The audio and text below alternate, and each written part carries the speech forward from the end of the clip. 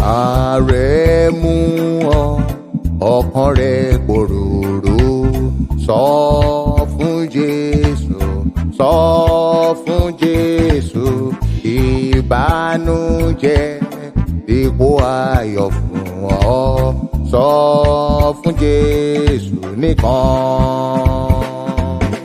Sọ fún Jésù sọ fún Jésù. Tell it to Jesus.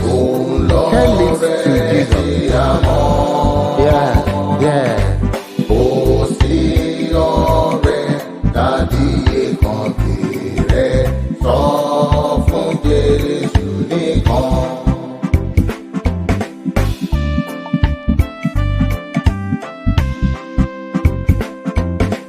Are you weary?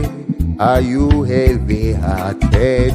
Tell it to Jesus. Tell it to Jesus. Are you grieving over joys departed? Tell it to Jesus alone. Tell it to Jesus. Tell it to Jesus. He's a friend as well known. Benny. You've no other, such a friend or brother. Tell it to Jesus alone.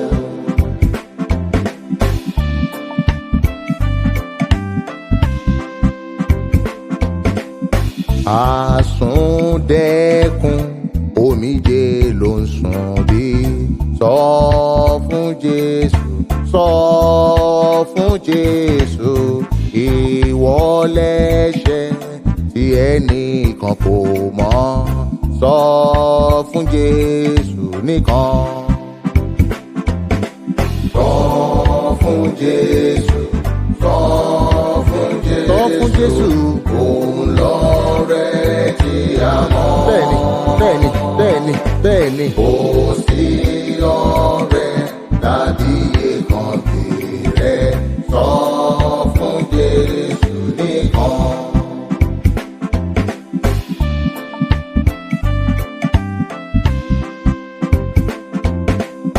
Though the tears flow down your cheeks unbidden, tell it to Jesus. Tell it to Jesus.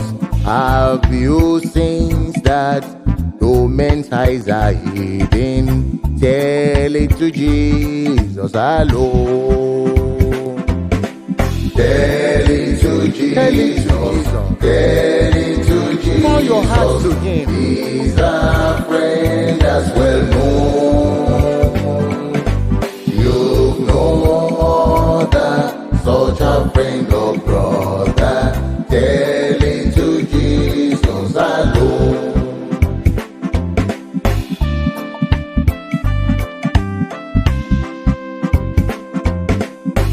Ìwọ ń fòyà bànújẹ́ tí ń bọ̀ bí sọ fún Jésù sọ fún Jésù. Ìwọ ń ṣàníyàn ọjọ́ ọ̀la bí sọ fún Jésù nìkan ṣoṣo. Sọ fún Jésù sọ fún Jésù òun lọ̀rẹ́ tí a mọ̀. Ó sí ọ̀rẹ́ tàbí èkán kéré sọ fún Jésù nìkan.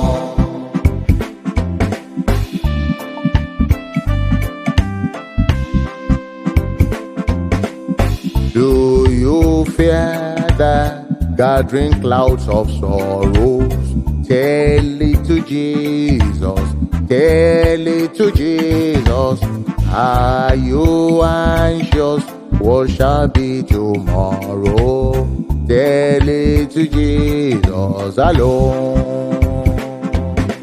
Tell it to Jesus.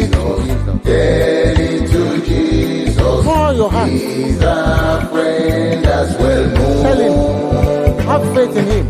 You've no other, such a friend or brother. Tell it to Jesus alone.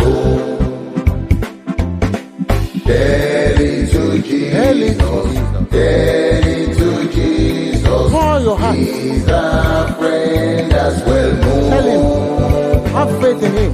You've no other such a friend of